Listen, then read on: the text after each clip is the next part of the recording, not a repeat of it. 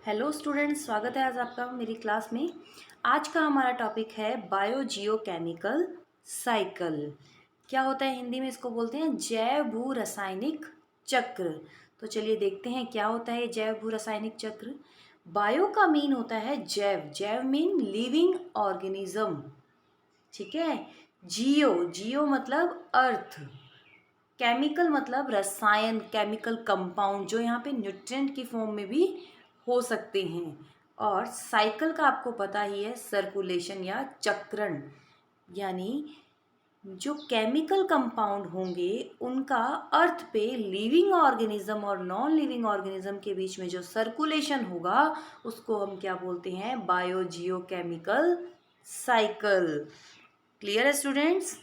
देखिए, जैव मंडल में जीवधारी व पर्यावरण के बीच में रासायनिक तत्वों के चक्रीय प्रवाह को जैव भू रसायन चक्र कहा जाता है।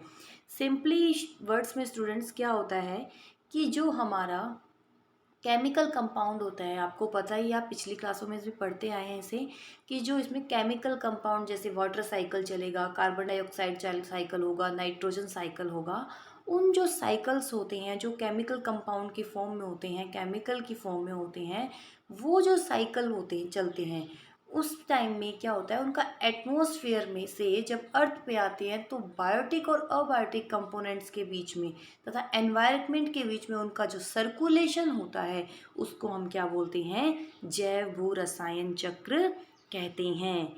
इन अदर वर्ड्स, रसायनों के जैव तथा भूमंडल में चक्रण को क्या बोलते हैं, जैव भू रासायनिक चक्रण कहते हैं। नेक्स्ट देखिए स्टूडेंट्स कि ये जो प्रत्येक चक्र में दो भाग होते हैं। कौन से चक्र में? जो हम ये जैव भू रासायनिक चक्र पढ़ते हैं इसमें दो भाग होते हैं। एक होता है एक्टिव या साइक्लिंग पुल, इसको सक्रिय या जो हमारा चक्रण पुल भी, ये चक्रण कुंड जो होता है वो भी बोल सकते हैं। दूसरा होता है हमारा रिसर्वियर पुल यानी संचय पुल, ठीक है। इन दोनों में डिफरेंस क्या होता है स्टूडेंट्स कि जो एक्टिव साइक्लिंग पुल होता है उसकी तीव्रता क्या होती है, बहुत फास्ट होती है, जबकि रिसर्वियर पुल की तो तीव्रता कम होती है। सर्वियर पुल को भी आगे फ्रेंड्स टू पार्ट में डिवाइड किया गया है।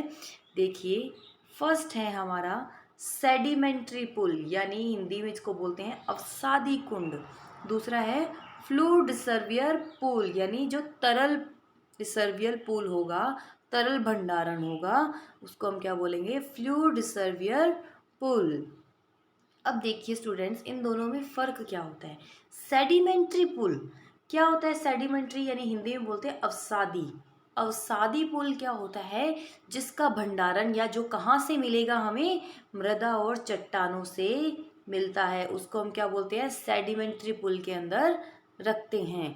अब फ्लूइड रिजर्वियर कहाँ से मिलेगा, इन जो तरल लिक्विड भंडारण होगा वो कहाँ से होगा, हमारे सी और एटमॉस्फेयर से उसका भंडारण या उसको प्राप्त किया जा सकता है। एग्जाम्पल देखिए, अवसादी चक्र जो होता है आपको पता है उसके अंदर कौन कौन से चक्र आते हैं, नाइट्रोजन साइकिल और फास्फोरस साइकिल, यानी क्या होते हैं, कहाँ से मिलते हैं वो, मृदा से, चट्टानों से। वैसे ही सेडिमेंट्री पुल का क्या एग्जाम्पल हो जाएगा, फॉस्फोरस साइकिल, और फ्लूइड रिजर्वियर का क्या हो जाएगा, नाइट्रोजन साइकिल। क्लियर है स्टूडेंट्स? चलिए नेक्स्ट देखते हैं। थोड़ा सा आप एक्सप्लेन किया गया है आपके सामने अवसादी कुंड को और फ्लूइड रिजर्वियर को। अवसादी कुंड क्या होता है, यदि किसी तत्व या यौगिक का भंडारण मृदा, चट्टानों आदि में हो तो इस प्रकार का भंडारण क्या कहलाता है, अवसादी भंडारण, जैसे फॉस्फोरस साइकिल। और दूसरे का भंडारण कहाँ से होगा, समुद्र तथा वातावरण से। एग्जाम्पल क्या है, नाइट्रोजन साइकिल। नेक्स्ट देखिए, जैव भू रासायनिक चक्र के प्रकार आपके सामने कुछ टाइप्स दे रखे हैं। देखिए 3 टाइप से होते हैं। गैसीय चक्र, गैसीय चक्र के अंदर क्या आएगा, ऐसे कंपाउंड्स आएंगे स्टूडेंट जो गैस फॉर्म में रहते हैं, जैसे कार्बन डाइऑक्साइड, ऑक्सीजन, नाइट्रोजन, ये सारे क्या होते हैं, गैसियस फॉर्म के अंदर हमें मिलते हैं। तो इसको कौन सी कैटेगरी में रखेंगे, गैसियस साइकिल में। दूसरा है सेडिमेंट्री साइकिल या अवसादी चक्र, इसमें कौन सा आ जाएगा, सल्फर और फास्फोरस, भंडारण कहाँ से होता है इसका? मृदा और चट्टानों से। नेक्स्ट थर्ड है स्टूडेंट्स जलीय चक्र। जलीय चक्र आपको पता है सिर्फ एक ही होगा, वाटर साइकिल। इस चक्र के द्वारा जीवों, वायुमंडल और वातावरण के बीच जल का आदान प्रदान होता है। क्लियर है स्टूडेंट्स? नेक्स्ट आगे हम पढ़ेंगे हमारा नेक्स्ट स्लाइड देखिए स्टूडेंट्स, जल चक्र। जल चक्र क्या होता है स्टूडेंट? सेम वही कि ऐसा चक्र जिसमें वायुमंडल के अंतर्गत जल का लगातार चक्रण होता रहता है। मीन जो वायुमंडल से जो जल है जब अर्थ पे आएगा तो एनवायरनमेंट, अबायोटिक और बायोटिक कंपोनेंट के बीच में जो सर्कुलेशन चलेगा वाटर का, उसको हम क्या बोलते हैं? जल चक्र कहते हैं। अब इसके कुछ स्टेप्स होते हैं स्टूडेंट्स, देखिए। फर्स्ट स्टेप है आपके सामने वाष्पीकरण यानी वेपोरेशन। जल जब क्या होता है भाप की बूंदों के रूप में, आपने देखा होगा, उड़ जाता है, ठीक है, तो उसको हम क्या बोलते हैं? वाष्पीकरण या इवेपोरेशन प्रोसेस का नाम देते हैं। तो देखिए, पृथ्वी तल से जल का वायुमंडल में स्थानांतरण होता है कौन सी फॉर्म में? गैस रूप में, यानी गैसेस फॉर्म में क्या होता है?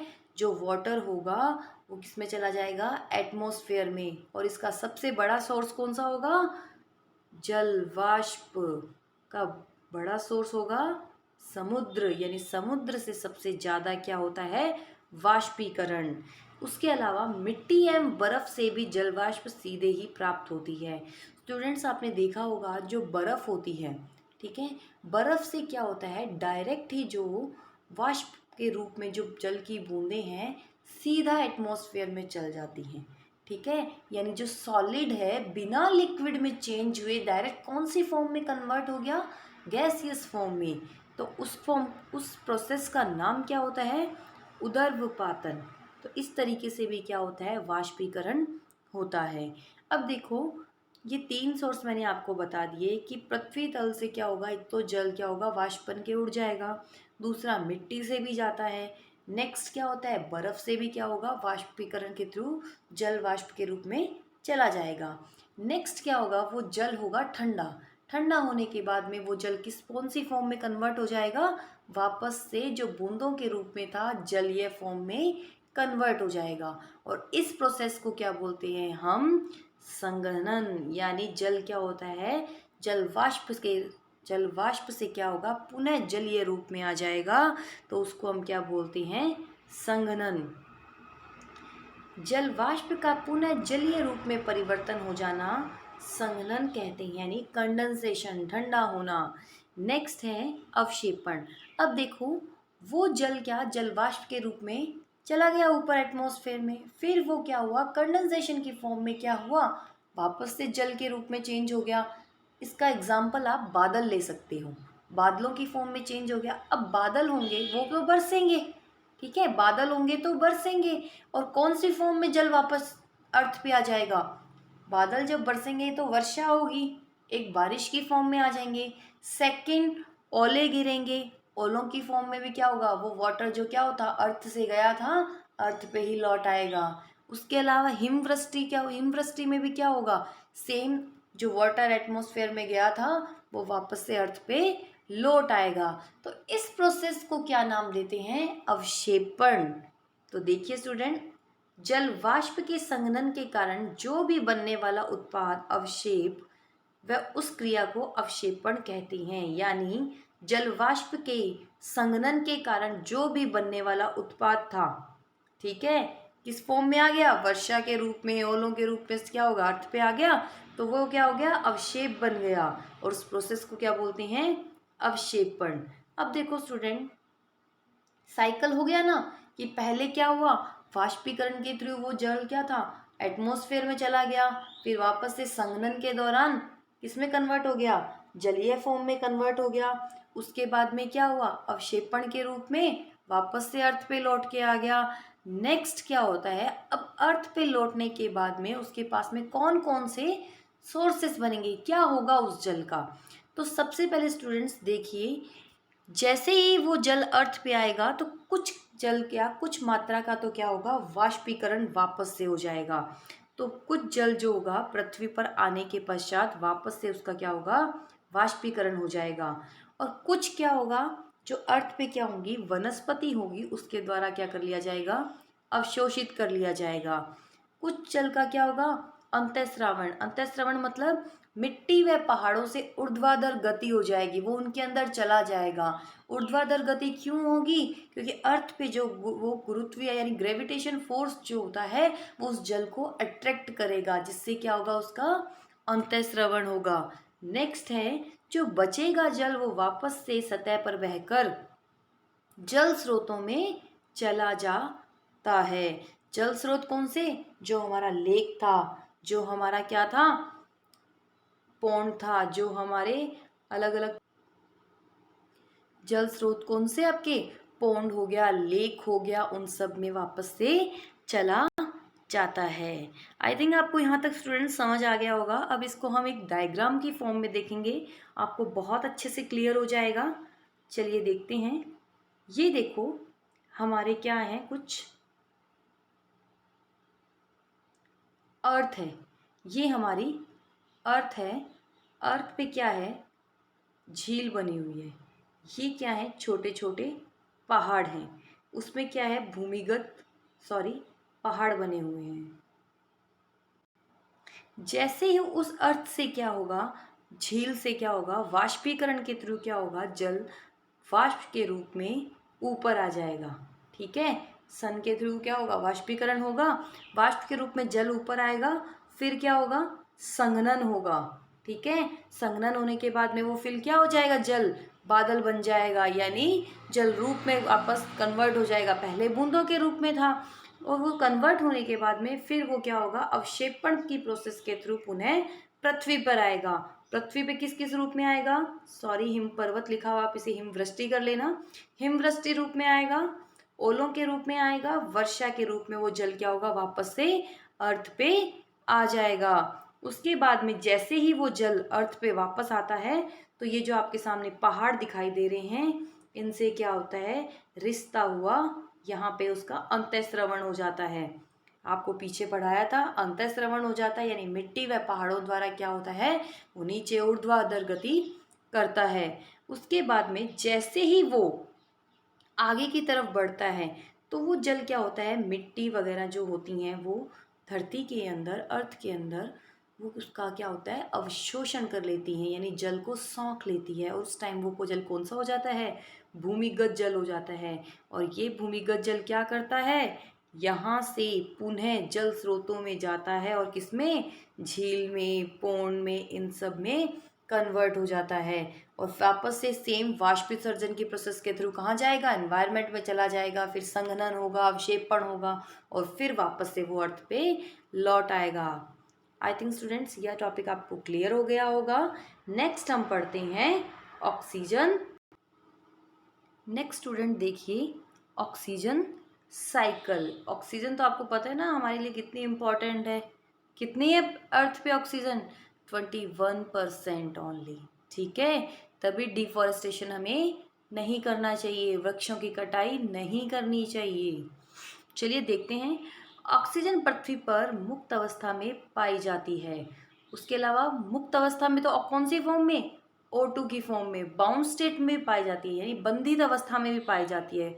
ऑक्साइड होते हैं ऑक्सीजन के, उसके अलावा कार्बोनेट होते हैं, उसके अलावा सल्फेट, नाइट्रेट, ये सब क्या होते हैं, ऑक्सीजन की बाउंड स्टेट होते हैं, यानी बंधित अवस्था में होते हैं, कोई ना कोई ऑक्सीजन के साथ जुड़ा होता है। उसके अलावा जो हमारे कार्बोहाइड्रेट होते हैं, प्रोटीन होते हैं, न्यूक्लिक एसिड होते हैं, ये सब क्या होते हैं, ऑक्सीजन का इनमें पार्ट पाया जाता है। कार्बोहाइड्रेट में जैसे ग्लूकोज, सुक्रोज, सारे ऑक्सीजन से बाउंड होते हैं।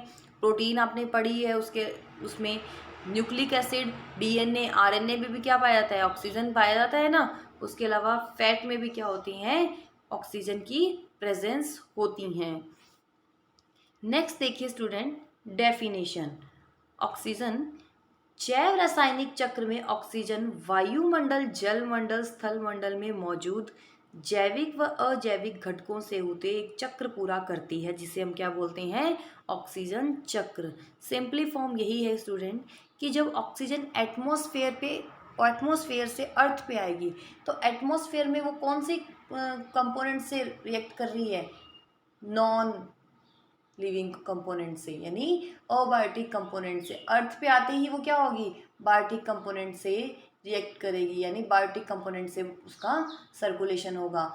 तो वही चीज़ यानी एटमॉस्फेयर से जब लैंड तक आती है तो उसका बायोटिक और अबायोटिक कंपोनेंट्स के अंदर जो सर्कुलेशन चलता है मतलब एनवायरनमेंट के साथ साथ, तो उसको हम क्या बोलते हैं, ऑक्सीजन साइकिल कहते हैं। वायुमंडल में ऑक्सीजन लगभग कितनी है, 21% पाई जाती है। उसके अलावा एक चीज़ देखना, ऑक्सीजन चक्र व कार्बन चक्र आपस में जुड़े हुए हैं, साथ साथ चलते हैं। यहाँ पे तो आपको स्टूडेंट्स ये चीज़ क्लियर नहीं होगी, लेकिन सिंपली फॉर्म में आपको मैं बताती हूँ। जैसे श्वसन करते हैं हम, रेस्पायरेशन करते हैं, तो हम क्या करते हैं, ऑक्सीजन को इनटेक करते हैं, ठीक है, लेकिन साथ साथ में किसको रिटेक करते हैं, आउटटेक किसको करते हैं, और CO2 को ना, यानी ऑक्सीजन को हम अंदर लेते हैं और CO2 को हम शरीर से बाहर निकालते हैं। तो ऑक्सीजन साइकिल और जो कार्बन डाइऑक्साइड साइकिल होगा वो साथ साथ में चलता रहता है। उसके अलावा देखिए, 3 मुख्य प्रक्रियाओं में ऑक्सीजन का उपयोग किया जाता है। सबसे पहले श्वसन, आपको पता है ऑक्सीजन हमारे लिए कितनी इम्पोर्टेंट है, रेस्पायर करते हैं। कोरोना के कारण ऑक्सीजन में भी बहुत ज़्यादा कमी आ गई है, ऑक्सीजन सिलेंडर नहीं मिल पा रहे हैं। नेक्स्ट, दहन के अंदर क्या होता है, जो हाइड्रोकार्बन तथा कोयला, पेट्रोल, लकड़ी आदि के दहन में ऑक्सीजन आवश्यक है। आपको पता है अगर हमें जो घर में ईंधन जलाने के लिए भी किसकी आवश्यकता होती है, ऑक्सीजन की चाहिए होती है। अगर आपने एक बंद कमरे के अंदर बिल्कुल ऑक्सीजन नहीं है और वहाँ पे किसी भी चीज़ को, मोमबत्ती को भी जलाने की कोशिश की तो वो नहीं जलेगी। क्यों? क्योंकि वहाँ पे ऑक्सीजन की रिक्वायरमेंट नहीं है। दहन के फल स्वरूप क्या होता है, पुनः वायुमंडल में ऊर्जा सहित CO2 प्रकट हो जाती है। जैसे ऑक्सीजन से वो उस चीज़ को जलाएगा तो वापस से क्या रिलीज होगी, CO2 रिलीज होती है। उसके अलावा ऑक्सीजन का क्या यूज़ है, नाइट्रोजन के ऑक्साइड बनाने में। जब हम नाइट्रोजन साइकिल पढ़ेंगे ना स्टूडेंट्स, वहाँ पे आपको क्लियर होगा, नाइट्रिक एसिड बनेगा, नाइट्रेट बनेंगे, नाइट्राइट बनेंगे, NO2 minus, NO3 minus, ammonia तो नहीं होगा। तो ये सब क्या होते हैं, नाइट्रोजन के ऑक्साइड बनाने में भी ऑक्सीजन की भूमिका होती है। उसके अलावा निम्न 2 प्रक्रियाओं से ऑक्सीजन पुनः वायुमंडल में आकर मिल जाती है। यानी आई कौन कौन सी प्रोसेस थी, श्वसन के लिए हमने यूज़ की। उसके अलावा दहन में यूज़ हुआ, नाइट्रोजन के ऑक्साइड में यूज़ हुआ, वापस भी भेजनी पड़ेगी ना उसको। तो जब स्टूडेंट श्वसन और प्रकाश संश्लेषण क्रिया के अंदर ऑक्सीजन क्या होती है, एक में ऑक्सीजन का यूज़ होता है तो दूसरे में ऑक्सीजन रिलीज होती है। जैसे क्या, श्वसन में हमने ऑक्सीजन यूज़ की और CO2 को बाहर निकाल दिया, ठीक है। तो CO2 का यूज़ किसने कर लिया, प्लांट्स ने कर लिया और ऑक्सीजन बना दी। तो ये क्या चीज़ होता है, ये सर्कुलेशन कंटिन्यू चलता रहता है। प्रकाश संश्लेषण व में क्या होता है, सभी हरे पादप व बहुत से बैक्टीरिया प्रोटिस्ट क्या होते हैं, इस प्रक्रिया के माध्यम से CO2 व H2O का उपयोग कर स्वयं के लिए कार्बनिक यौगिक बनाते हैं। कौन सा कार्बनिक यौगिक बनेगा, CO2 और H2O का यूज होगा तो प्रकाश संश्लेषण के थ्रू ग्लूकोज बनेगा, शुगर बनेगी। और साथ साथ में क्या, वायुमंडल में किसको रिलीज करते हैं, ऑक्सीजन को रिलीज करते हैं। फिर वो ऑक्सीजन क्या करते हैं, हम श्वसन के अंदर यूज़ करते हैं ना। उसके बाद में रिलीज क्या करते हैं, CO2 रिलीज करते हैं। क्लियर है। नेक्स्ट देखिए, अपघटन आपको पढ़ाया था स्टूडेंट्स इकोसिस्टम के टाइम में कि अपघटन क्या होता है कि जब सड़े मृत कार जो गले चीज़ें होती हैं, जो मृत पादपों व जीव होते हैं, उनका क्या होता है, जब भक्षण होता है किसके थ्रू, अपघटनकारी डिकम्पोजन के थ्रू, तो क्या होगी, सारी की सारी एनर्जी वो रिलीज करेंगे, ठीक है, और वो किस में चली जाएगी, एनवायरनमेंट में। तो देखिए, जब पृथ्वी पर मृत पादपों का व जीवों का क्षय होता है तब पुनः मृदा में वायु में कई सारे यौगिक पुनः मिश्रित हो जाते हैं, जैसे ऑक्सीजन व वाटर। क्लियर है। नेक्स्ट देखिए स्टूडेंट्स, आपको एक साइकिल के थ्रू इस चीज़ को समझाने का ट्राई कर रही हूँ। वायुमंडल में जो ऑक्सीजन है वो श्वसन के अंदर यूज़ होती है। क्लियर है? उसके अलावा श्वसन में यूज़ होने के बाद में वो क्या बना देगी, वाटर और CO2 बना देगी। उसके बाद में उस वाटर और CO2 का यूज़ किस में हो जाएगा, प्रकाश संश्लेषण में। क्या बन जाएगा, ग्लूकोज। रिलीज क्या होगा, ऑक्सीजन, और वो पुनः क्या चली जाएगी, वायुमंडल में चली जाएगी। उसके अलावा क्या होते हैं, प्रकाश संश्लेषण के दौरान क्या बनते हैं, कार्बोहाइड्रेट बनते हैं, शुगर बनती है ना, उस शुगर का वापस से क्या होता है, श्वसन में यूज़ होगी। ठीक है, उससे क्या होगा, सेम यही प्रोसेस वापस चलेगी और प्रकाश संश्लेषण होगा। उसके अलावा स्टूडेंट्स यहाँ पे एक पॉइंट और ऐड कर लेना आप, कि जो हाइड्रोकार्बन होते हैं उनका क्या होता है, दहन होता है, जिससे CO2 रिलीज होती है, और वो CO2 भी किस में यूज़ कर देते हैं हम, प्रकाश संश्लेषण में यूज़ करते हैं।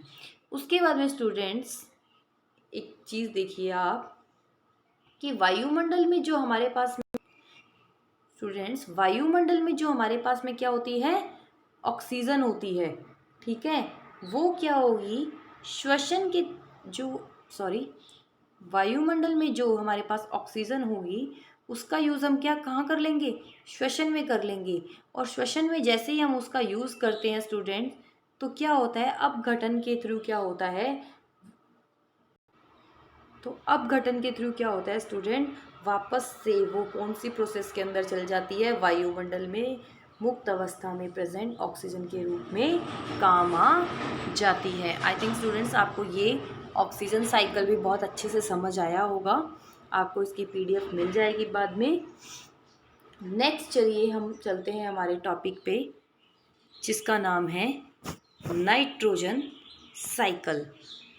बहुत बहुत इम्पॉर्टेंट साइकिल है नाइट्रोजन साइकिल, आपके एग्ज़ाम में भी इसके आने के पूरे चांसेस हैं।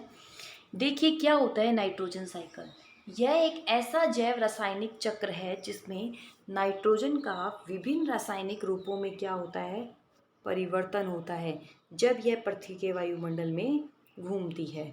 कैसे, देखो सेम वही जैसे ऑक्सीजन का साइकिल चलता है ना, एनवायरनमेंट से आती है, नाइट्रोजन भी एनवायरनमेंट में आएगी, नाइट्रोजन भी एनवायरनमेंट से किस पे आएगी, अर्थ पे आएगी, ऑक्सीजन का भी यही प्रोसेस होता है।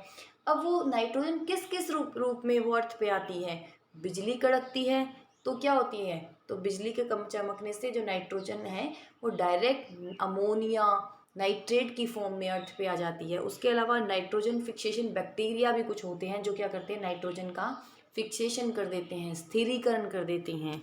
तो चलिए देखते हैं स्टूडेंट्स नाइट्रोजन साइकिल। नाइट्रोजन चक्र में आने वाले महत्वपूर्ण प्रक्रम में फर्स्ट है नाइट्रोजन स्थिरीकरण। क्या होता है कि जानवर व पादप पर्यावरण की नाइट्रोजन का सीधे उपयोग नहीं कर सकते। ठीक है, लेकिन क्या होता है, जो DNA और RNA, यूरिया, प्रोटीन आदि का अंग है नाइट्रोजन, तो नाइट्रोजन को अन्य उपयोगी रासायनिक यौगिकों में बदलने की क्या होती है, आवश्यकता होती है। तो इसके लिए बैक्टीरिया भी पाए जाते हैं, क्योंकि देखो एनवायरनमेंट के अंदर जो नाइट्रोजन है N2 की फॉर्म में, वो क्या करते हैं, उस डाइएजेट्रॉप्स और राइजोबियम जो बैक्टीरिया होते हैं वो क्या करते हैं, नाइट्रोजन को अमोनिया और अमोनियम आयन के अंदर कन्वर्ट कर देते हैं। ये राइजोबियम होता कहाँ है, लेग्यूमिनेसी कुल के पादपों की जड़ों में ये पाया जाता है। क्या करता है, नाइट्रोजन स्थिरीकरण का कार्य करता है। उसके अलावा ये था फर्स्ट नाइट्रोजन स्थिरीकरण। सेकंड देखिए स्टूडेंट्स, नाइट्रीकरण। इस प्रक्रम में क्या होता है, जो अमोनिया हमने पीछे बनाई थी ना, क्या बनाया था, एक अमोनिया और एक अमोनियम आयन। तो जो अमोनिया होगी और जो अमोनियम आयन होंगे वो कौन सी बैक्टीरिया की प्रेजेंस में, नाइट्रोसोमोनास और नाइट्रोबैक्टर की प्रेजेंस में किस में कन्वर्ट हो जाएंगे, नाइट्रेट और नाइट्राइट के अंदर कन्वर्ट हो जाएंगे। मोस्ट इम्पॉर्टेंट पॉइंट, इस चीज़ को याद रखना स्टूडेंट्स, बहुत बच्चे इसमें कंफ्यूज हो जाते हैं, एक नाइट्रीकरण और एक विनाइट्रीकरण के अंदर। तो चलिए देखते हैं, इस प्रक्रम में अमोनिया की ऑक्सीकरण से नाइट्राइट और नाइट्रेट का निर्माण होता है, क्योंकि अमोनिया काफ़ी जीवों के लिए जहरीली होती है। अमोनिया का एडेप्टेशन या अमोनिया के वहीं पे पाई जाएगी एनिमल्स के अंदर जो जल में रहते हैं, क्योंकि अमोनिया क्या होती है, काफ़ी जीवों के लिए जहरीली होती है। जो लैंड पे रहते हैं ऑलमोस्ट उनके सबके लिए वो जहरीली ही होती है। नेक्स्ट देखो स्टूडेंट्स, कई बार क्या होता है, बिजली कड़कने से भी जो नाइट्रोजन गैस होती है वो किस में कन्वर्ट हो जाती है, अमोनिया और नाइट्रेट में परिवर्तित हो जाती है। और जो अमोनिया और नाइट्रेट में परिवर्तित होगी उसका क्या होगा बाद में, वो क्या होगा, आगे आके अमोनीकरण हो जाएगा। यानी जो अमोनिया है उसका अमोनीकरण हो जाएगा और जो नाइट्रेट है उनका विनाइट्रीकरण हो जाएगा। तो देखिए उसके बाद में स्वांगीकरण होता है। स्वांगीकरण में जो नाइट्रोजन अपने विभिन्न रूपों यानी ammonia, ammonium ion, nitrite, nitrate में पादपों द्वारा मिट्टी से ऊपर की ओर ले ली जाती हैं, जिनके बाद में पादप व जंतुओं के प्रोटीन बनते हैं। किसके प्रोटीन बनते हैं, खुद प्लांट्स और एनिमल्स के प्रोटीन बनते हैं। जैसे वो जो जो नाइट्रोजन के कंपाउंड होंगे कौन कौन से, ammonia, ammonium ion, nitrite, nitrate, वो मिट्टी क्या करेगी और प्लांट क्या करेंगे, अब्जॉर्ब कर लेंगे यानी अपने ऊपर ले लेंगे और उससे क्या होंगे, बाद में पादप व जंतुओं के प्रोटीन बनते हैं। यहाँ तक देखिए स्टूडेंट, आई थिंक आपको क्लियर हो गया होगा। नेक्स्ट है हमारा आपके सामने अमोनीकरण। क्या होता है कि जीव जंतुओं का अपशिष्ट व स्वयं मुद्रा जीव जंतु कार्बनिक नाइट्रोजन युग्मकों से युक्त होते हैं, जैसे H3NH4। जब ये मिट्टी में मिलते हैं तो कुछ फंजाई व बैक्टीरिया इन्हें पुनः अमोनिया में परिवर्तित कर देते हैं। क्लियर है। नेक्स्ट देखिए विनाइट्रीकरण, वह प्रक्रिया जिसमें नाइट्राइट पुनः वायुमंडलीय नाइट्रोजन में परिवर्तित हो जाएंगी। देखो स्टूडेंट, नाइट्रीकरण तो क्या था, जिसके अंदर जो अमोनिया आयन थे वो किस में कन्वर्ट हो रहे थे, नाइट्राइट और नाइट्रेट में। अब विनाइट्रीकरण क्या होगा, जिसमें जो नाइट्राइट और नाइट्रेट पुनः सिंपल जो नाइट्रोजन थी मुक्त अवस्था के अंदर थी उसमें कन्वर्ट हो जाएंगी। कौन से बैक्टीरिया यहाँ पे काम आएंगे, विनाइट्रीकरण बैक्टीरिया यहाँ पे यूज आते हैं। कंडीशन क्या होती है, सिर्फ अवायवीय स्थिति के अंदर ये क्या करते हैं, नाइट्रेट की ऑक्सीजन करने के लिए काम में आते हैं। ऑक्सीकरण लिखना था यहाँ पे। नेक्स्ट देखिए स्टूडेंट्स, आपको एक साइकिल के थ्रू ये समझ आएगा। सबसे पहले देखिए जो वायुमंडल के अंदर फ्री ऑक्सीजन थी, ठीक है, वो क्या हो रही थी, नाइट्रोजन स्थिरीकरण हो रहा था फर्स्ट स्टेप के अंदर। तो नाइट्रोजन स्थिरीकरण के दौरान क्या हो गई, राइजोबियम नामक बैक्टीरिया के थ्रू वो अमोनिया और अमोनियम आयन में कन्वर्ट हो गई। उसके बाद में सेकंड स्टेप देखिए स्टूडेंट्स कि वो नाइट्रोजन स्थिरीकरण के बाद में क्या हो रहा था उसका, नाइट्रीकरण। नाइट्रीकरण किसकी प्रेजेंस में, नाइट्रोसोमोनास की प्रेजेंस में, और किस में कन्वर्ट हो गए, नाइट्राइट और नाइट्रेट के अंदर। अब क्या स्टूडेंट्स, थर्ड स्टेप मैंने आपको पढ़ाया था कि बिजली के चमकने से भी क्या होते हैं, जो नाइट्रोजन होती है वो अमोनिया और नाइट्राइट के फॉर्म में अर्थ पे आती है। तो ये जो आपका अलग से एक पॉइंट यहाँ से बनाया हुआ है, ये इसीलिए बनाया हुआ है कि वो जो नाइट्राइट की फॉर्म में जो सिंपली ऑक्सीजन है वो नाइट्राइट की फॉर्म में बिजली के चमकने से चेंज हो जाती है। कौन कौन सी में, एक तो इसमें अमोनिया के अंदर और एक नाइट्राइट और नाइट्रेट के रूप में। उसके बाद में फोर्थ क्या होता है, स्वांगीकरण। स्वांगीकरण में क्या होता है, जो आपके सामने ये जो कुछ प्लांट्स बनाए हुए हैं और ये कुछ एनिमल और कुछ ह्यूमन बनाए हुए हैं, ये क्या करते हैं, जो ये आपको अमोनिया, अमोनियम, नाइट्राइट और नाइट्रेट मिले हैं उनको क्या कर लेते हैं, अपने ऊपर ले लेते हैं, जिससे क्या बनते हैं, प्लांट के और एनिमल के क्या बन जाते हैं, प्रोटीन बन जाते हैं। यहाँ पे मेंशन किया है प्रोटीन बनेंगे। उसके बाद में क्या होता है, अमोनीकरण होता है। कैसे होता है कि जो हम हमारा मल मूत्र जो होते हैं, जो प्लांट होते हैं, जो ह्यूमन होते हैं, जो रिलीज़ करते हैं, ठीक है, मृत या अपशिष्ट जो रिलीज़ करते हैं मिट्टी में, उसके थ्रू क्या होता है, अमोनीकरण से वो किस में कन्वर्ट हो जाते हैं, वापस से अमोनिया या अमोनियम आयन में कन्वर्ट हो जाते हैं। कौन से बैक्टीरिया, फंजाई या बैक्टीरिया के प्रेजेंस में, ठीक है। उसके लास्ट में आपको एक पढ़ाया था विनाइट्रीकरण, ठीक है स्टूडेंट। विनाइट्रीकरण में क्या होगा कि जो आपकी अवायवीय स्थिति के अंदर विनाइट्रीकरण बैक्टीरिया क्या करेंगे, विनाइट्रीकरण करेंगे। और ये जो आपके सामने नाइट्रोजन के जो कंपाउंड है नाइट्रेट और नाइट्राइट, उसको किस में कन्वर्ट कर देंगे, सिंपली नाइट्रोजन की मुक्त अवस्था के अंदर कन्वर्ट कर देंगे। आई थिंक स्टूडेंट्स आपको ये नाइट्रोजन साइकिल भी अच्छे से क्लियर हुआ होगा। तो नेक्स्ट क्लास में हम करेंगे कार्बन साइकिल और सल्फर और फास्फोरस साइकिल। Thank you.